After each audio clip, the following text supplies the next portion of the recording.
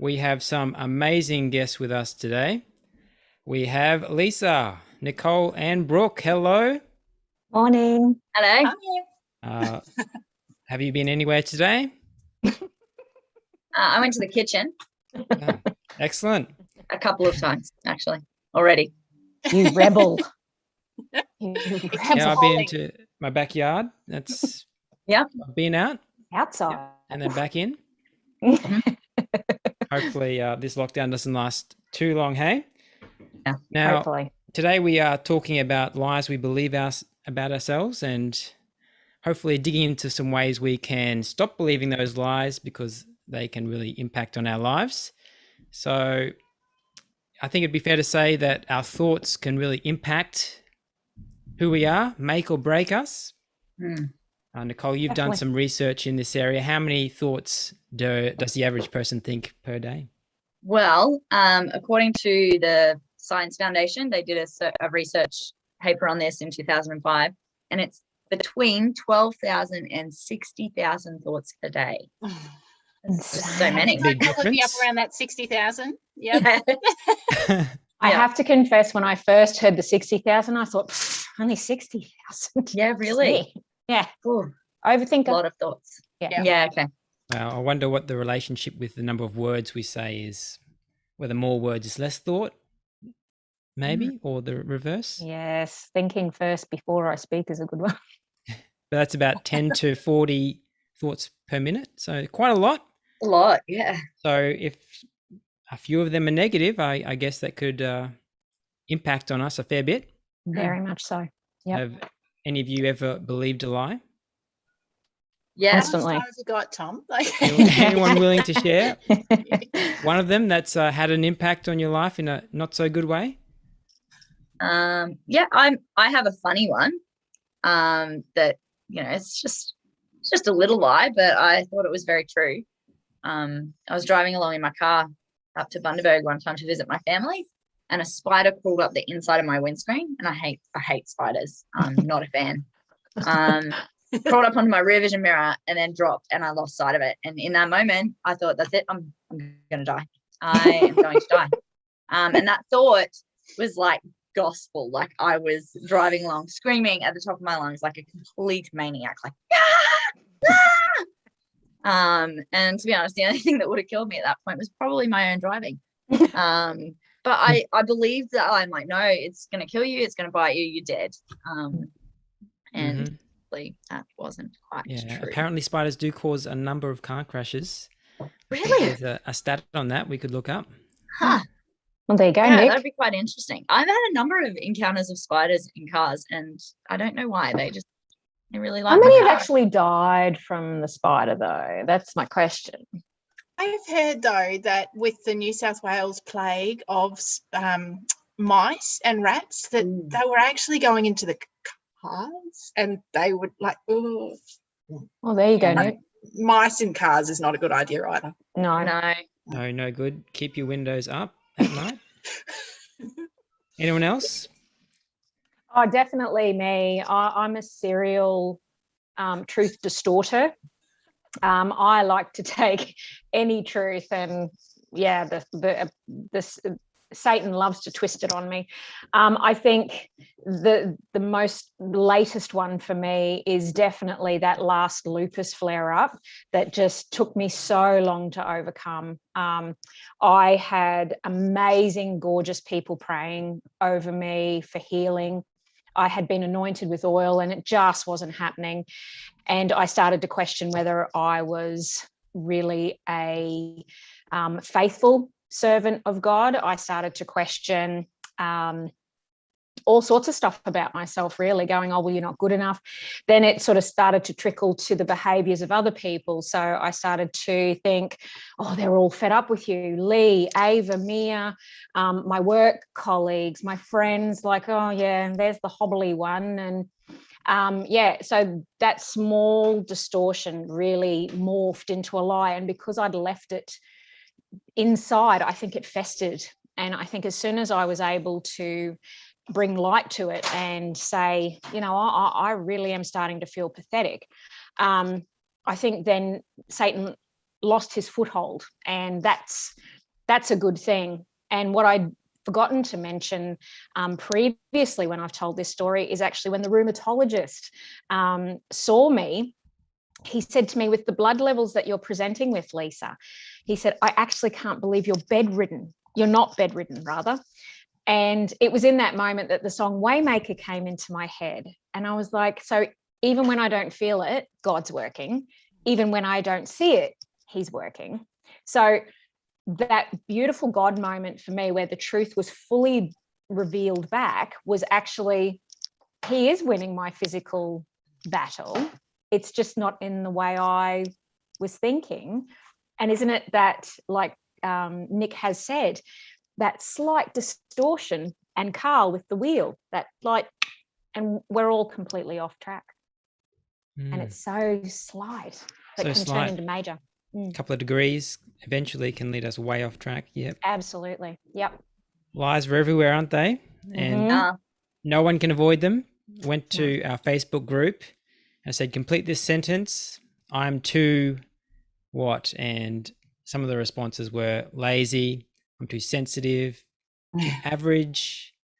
Someone else said they're affected by the words that people say to them. So I think there's something we can all relate to here. So let's dig into ways we can overcome these lies that we tell ourselves. But first, I think one of the really bad things about lies is it makes us shy away from other people, shrink away from others. Why do you think that is? Doesn't it become? Oh, sorry, ahead, Brooke. you first, Lisa, you go. I was going to say it's shame. It's an embarrassment. It's it puts you in that I feel less than. I think. Sorry, Brooke. You've probably got. No, I was just going to say that I think the distraction that it brings, like when we think we're trying to fix it, but instead when we focus then on fixing our imperfection instead of actually just walking forward in, well, okay, yeah, I am just a person and I'm not supposed to be perfect, but I am supposed to be growing. What does God's patience offer me, and how do I then walk forward in that patience with myself, and how do I then live with my kind of my failings, but then still be gracious to myself because of the grace poured into me from above. Like but what I find so interesting is that as soon as I feel that shame or that distraction or any of that, it does exactly, that thing where it sort of makes me feel, oh, I'm not welcome in God's presence now. I'm not welcome with others now. I need to go and hide away because I'm going to do more damage. And, and it really, it does just hold us back so much. I think too, like I was saying earlier, I think like the disciples in the boat in Matthew 8, they were focusing more on the storm of their situation, and instead of focusing on the fact that Jesus was right there with them and could calm all of that so instantly. So you're right, Brooke, in that the distractions can really take away from the obviousness of our love and grace and all of that we're drenched in because we are in relationship with Jesus. I think though, I think it's interesting if we look at these lies, they can come from a whole heap of different places. Like they can be thoughts that just pop into our own head from our own insecurity or weakness or whatever it might be, but they can also be things that have been said over us over a number of years. Like maybe you had a high school teacher who said, oh, you'll never be good at that, or you'll never be able to speak in front of people. Or maybe it's someone even closer, which usually means it hits a little harder, like a family member has said something about you like that. And when we hear that repeated, and those lies are repeated, even if they're our own thoughts or what someone else has said, when we hear them repeated, they become the loudest narrative. And we start to go, oh, well, that's true of me then. And so we walk in that rather than going, hang on, maybe maybe that's actually not all there is to the story. Yeah. And so I think we then feel ashamed and try and pull away because we're like, oh no, everyone's going to see it. Everyone's going to see that I'm not good at talking in front of people, or everyone's going to see that maybe I am a failure. Whereas those things they make us human, and we all have them. They make us human, and they don't disqualify us from doing great things or from trying new things. The only thing that holds us back is when we sit in that place and go, nope, that's true.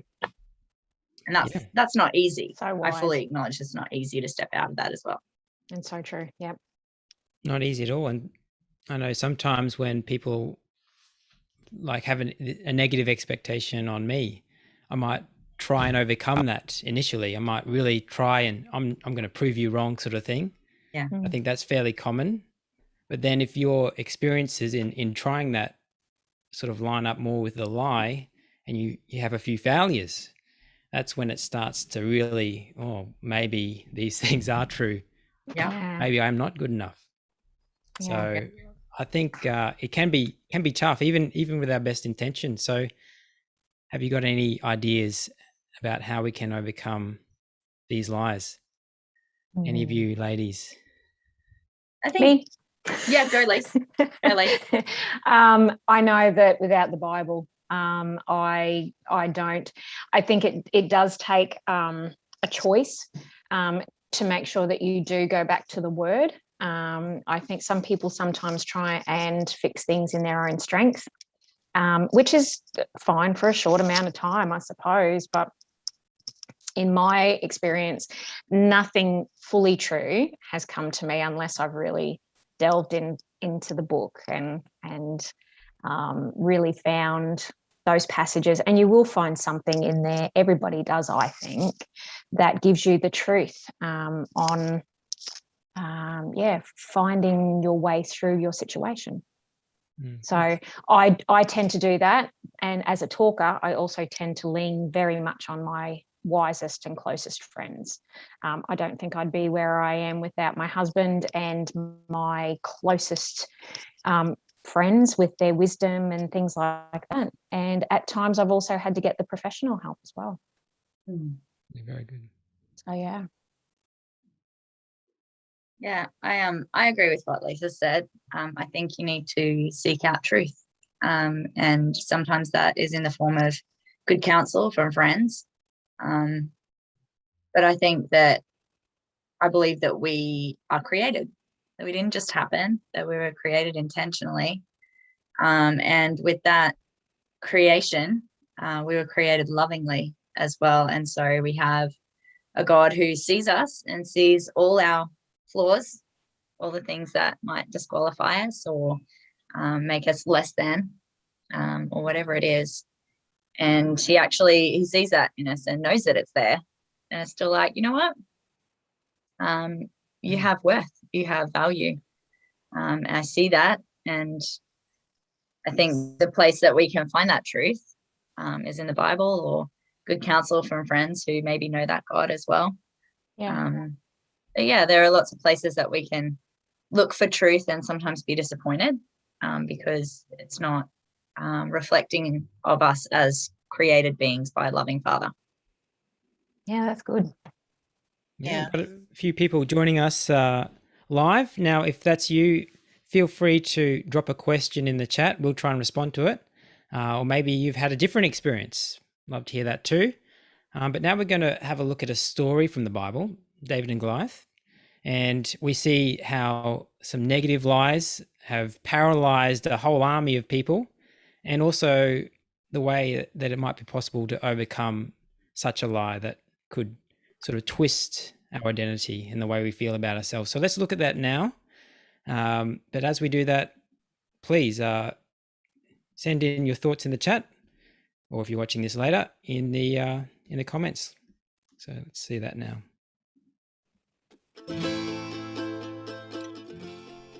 Goliath stood and shouted a taunt across to the Israelites. "Why are you all coming out to fight?" he called. "I am the Philistine champion, but you are only the servants of Saul. Choose one man to come down here and fight me. If he kills me, then we will be your slaves. But if I kill him, you will be our slaves. I defy the armies of Israel today. Send me a man who will fight me." When Saul and the Israelites heard this, they were terrified and deeply shaken. David asked the soldiers standing nearby, "What will a man get for killing this Philistine and ending his defiance of Israel? Who is this pagan Philistine anyway, that he's allowed to defy the armies of the living God?" And these men gave David the same reply. They said, "Yes, that is the reward for killing him." But when David's oldest brother, Eliab, heard David talking to the men, he was angry. "What are you doing around here anyway?" he demanded. "What about those few sheep you're supposed to be taking care of? I know about your pride and deceit. You just want to see the battle." "What have I done now?" David replied. "I was only asking a question." He walked over to some others and asked them the same thing and received the same answer. Then David's question was reported to the king, Saul, and the king sent for him. "Don't worry about this Philistine," David told Saul. "I'll go fight him." "Don't be ridiculous," Saul replied. "There's no way you could fight this Philistine and possibly win. You're only a boy, and he's been a man of war since his youth." But David persisted. "I've been taking care of my father's sheep and goats," he said, "and when a lion or bear comes to steal a lamb from the flock, I will go after it with a club and rescue the lamb from its mouth. If the animal turns me, I catch it by the jaw and club it to death. I've done this to both lions and bears, and I'll do it to this pagan Philistine too, for he has defied the armies of the living God. The Lord, who has rescued me from the claws of the lion and the bear, will rescue me from this Philistine." Saul finally consented. "All right, go ahead," he said, "and may the Lord be with you." Then Saul gave David his own armor, a bronze helmet and a coat of mail. David put it on, strapped the sword over it, and took a step or two to see what it was like, for he had never worn such things before. "I can't go in these," he protested to Saul. "I'm not used to them." So David took them off again. He packed up 5 smooth stones from a stream and put them in his shepherd's bag. Then, armed only with his shepherd's staff and a sling, he started across the valley to fight the Philistine. Goliath walked out towards David with his shield bearer ahead of him, sneering in contempt at this ruddy-faced boy. "Am I a dog?" he roared at David, "that you come at me with a stick?" And he cursed David by the names of his gods. "Come over here, and I'll give you all flesh to the birds and wild animals," Goliath yelled. David replied to the Philistine, "You come to me with sword, spear, and javelin, but I come to you in the name of the Lord of heaven's armies, the God of the armies of Israel, whom you have defied." Wow, great story. And you can read the rest of that in 1 Samuel 17 if you're interested. But why do you think the Goliath's lies were so convincing and so crippling for that Israelite army? Go, Nicole. I'll go. I think it's because they had part of the truth in them.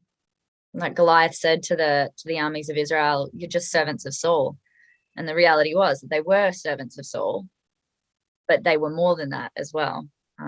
They were the armies of the living God, which is what David declares. And I think we do that too. Like those lies come at us, and, "Oh, you failed." The truth is, well, yeah, maybe I did, but that doesn't make me just a failure. There's more to me than that. Yeah. Right. Yeah. It's really good. I think we could tell ourselves that again and again. Yeah. There's more to me than that. Yeah. Anyone else? I think Nick was right before when she was saying too that sometimes it's the word from somebody else. I think what has gripped me a little bit too is Eliab telling his little brother, you're supposed to be off doing something else. You're not fit for this. I think sometimes what Nick was saying earlier is right. Sometimes an off-the-cuff comment can sit and affect how you see yourself moving into the future. And I love that David went, actually, you know what? I'm not, and I can still do this. And I love that he didn't let that distortion of his sense of self sink in before moving forward. Yeah, I like that bit. Yeah, that's good. All right. So really good. Any thoughts, Brooke, before we I move on?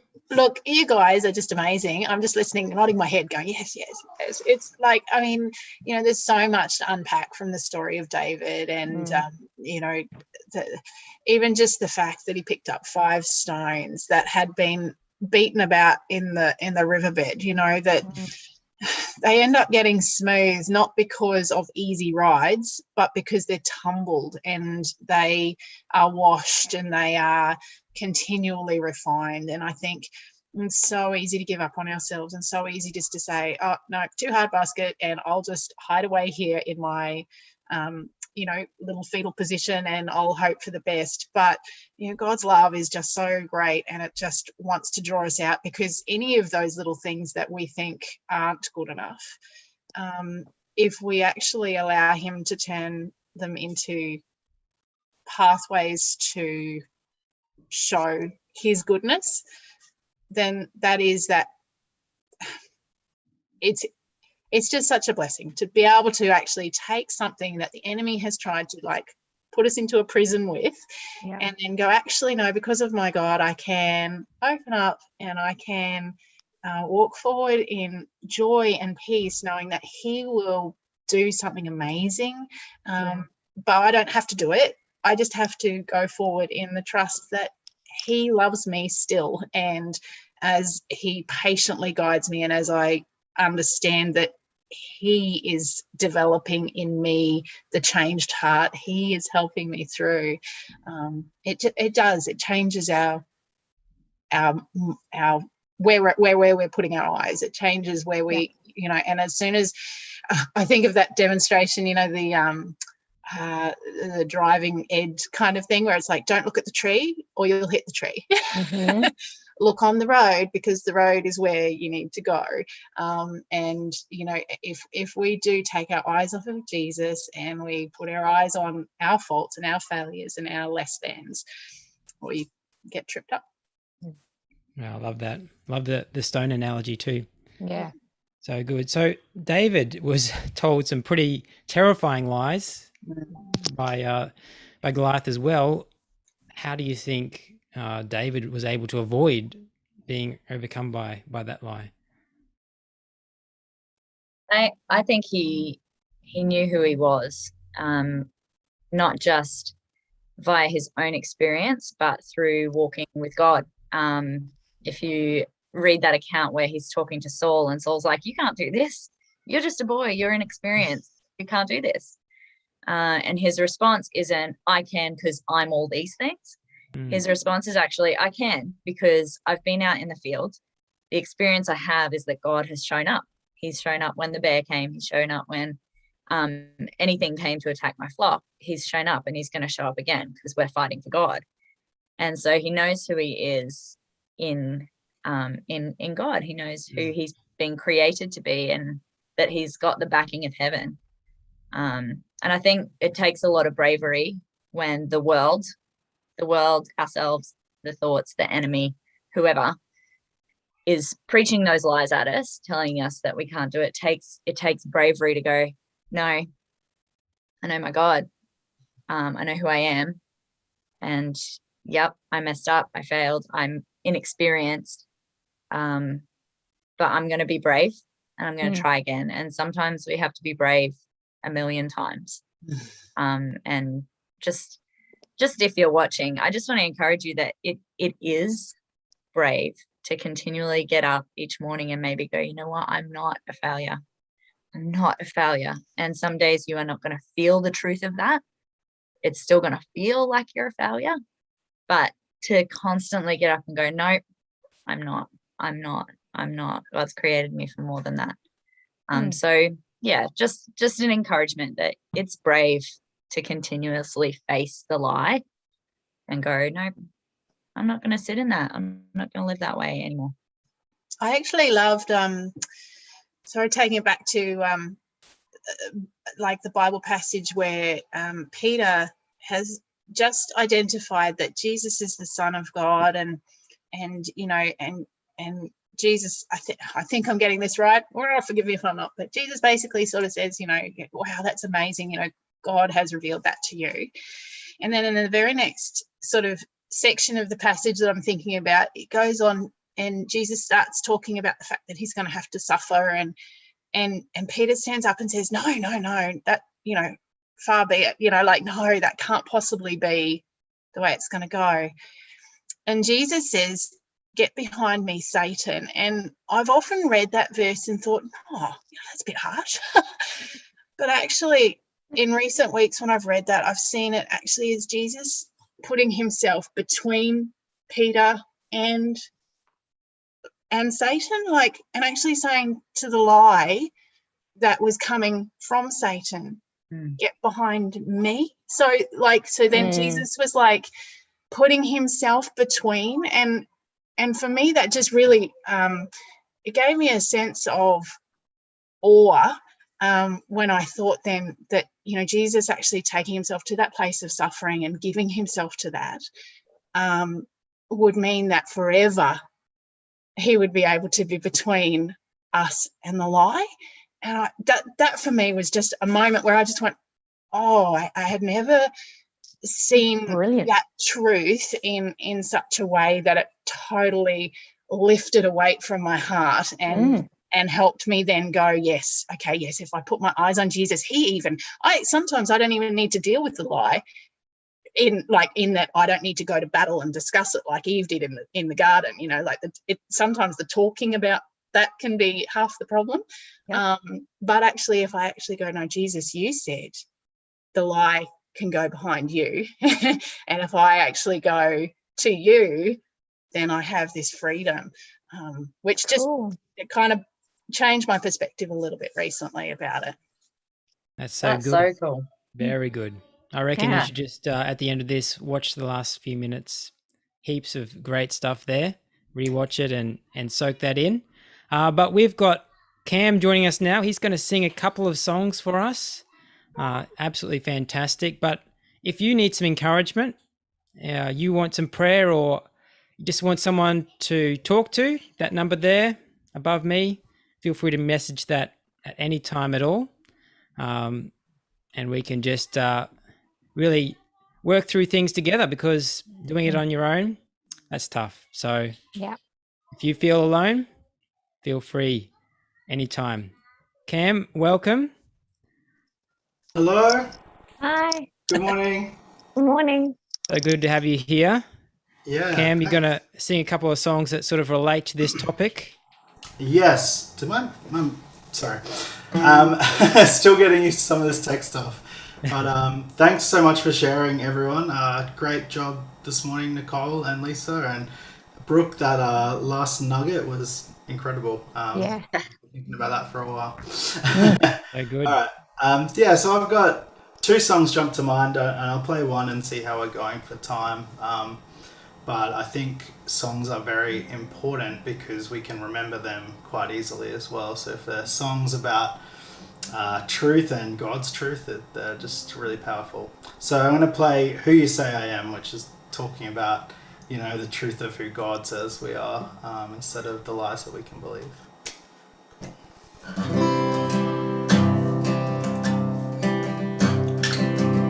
Who am I that the highest King would welcome me?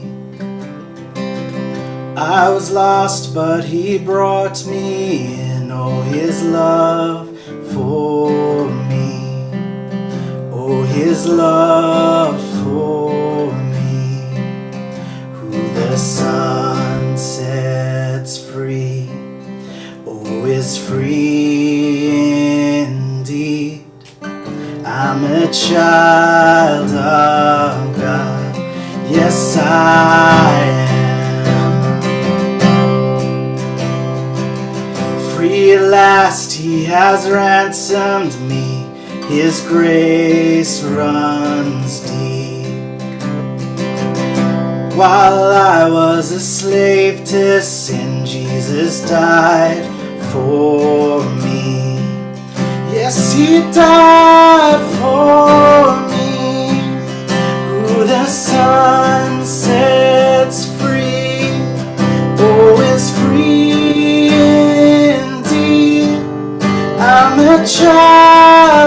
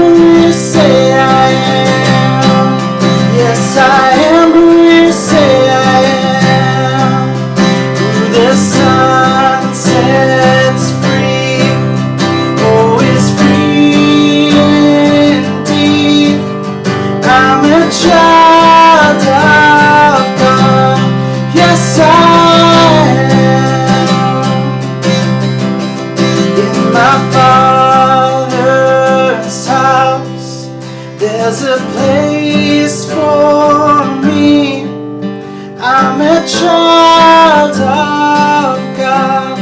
Yes, I am.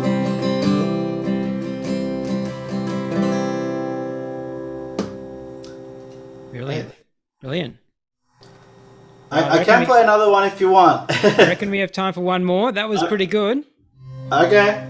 So this one is an older hymn, and I love it, and my wife loves it. So some of the language might be a bit funny, but it's just packed full of awesome lines that we can kind of pull out and remember when we're facing lies about ourselves.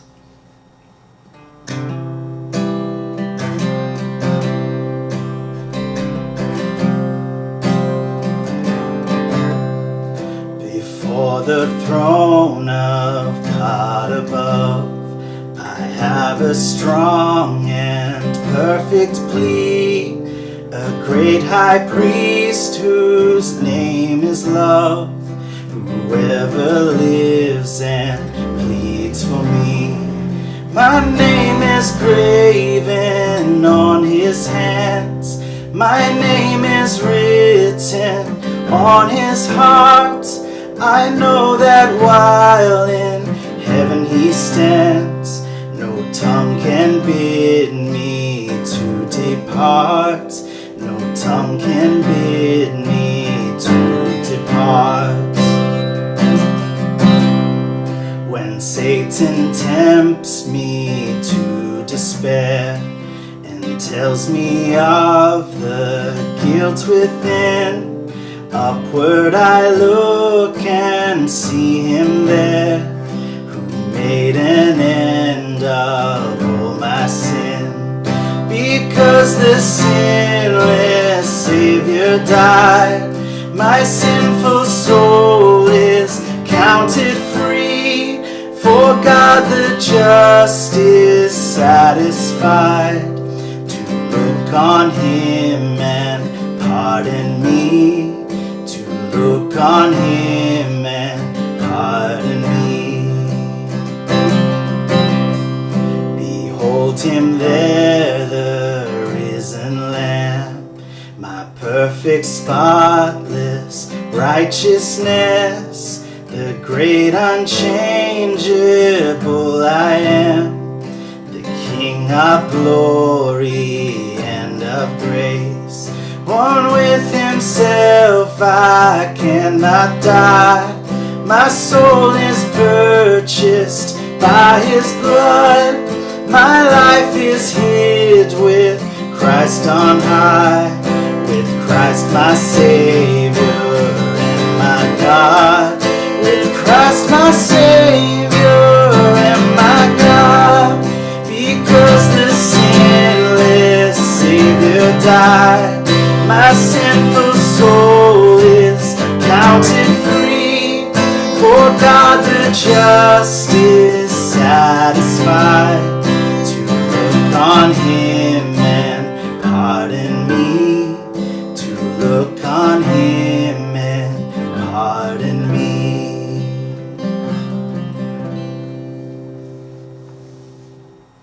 So good. Healing words there, Cam. All this talk about thinking during that song, I started to think that sometimes we can overthink things, and sometimes we can just know beyond all the thinking that goes on in our heads, and through experience know something deeper than just our thoughts. Brooke, I see your hand. Sorry, I'm not tech enough to do the whole hand up in the chat. On that, just that thing of sometimes we can, like Lisa shared it at the start too, you know, for those of us who like to think a lot and like to figure things out and like to understand, it can be really tempting to get into that back and forth with. And I've really loved hanging on to the thought recently that believe that you have received and it will be so. And so sometimes when I am struggling with something now, I'll find myself like, oh Lord, I'm not this enough, or I'm not that enough. And so now, instead of actually just praying, oh Lord, make me, Lord, thank you that you are showing me how to do that, or that you will give me opportunities to practice that today. And when we go from that really positive perspective of thanking him and praising him, we do see victories. So I just wanted to suggest that too. If anybody is struggling with that rumination temptation that kind of gets us all at times, that sometimes just a little tweak of remembering and thanking God in the process can really help too. Right. We've just had some feedback texts in on that number. Thank you, all the panel members. So uplifting to my soul. Love the reminder of who I am in God's grace. So feel free, text your feedback in there. And again, anything that you would like prayer for, any questions, other feedback, text them in anytime. But thank you so much, panel members. Thank you, Cam. Yeah. No worries. Been Thank so you. good. Good. We're going to Thank you, stop John. our stream now. And we'll be here, though, for a little bit longer. There's a link in the description to this video. You want to jump in and ask a question without the whole YouTube live stream thing going on, just get in here with us. Welcome you to do that. Otherwise, hope to see you throughout the week.